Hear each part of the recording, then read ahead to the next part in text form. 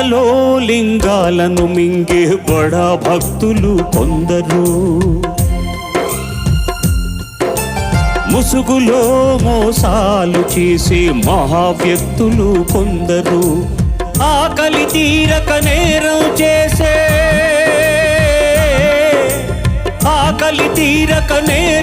చేసే అభాగ్య జీవులు కొందరు.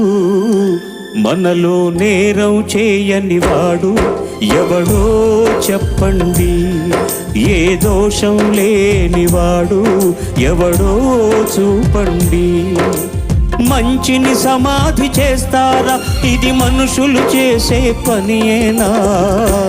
మనలో పాపం చేయని వాడు ఎవడో చెప్పండి, ఏ దోషం లేనివాడు ఎవడో చూపండి.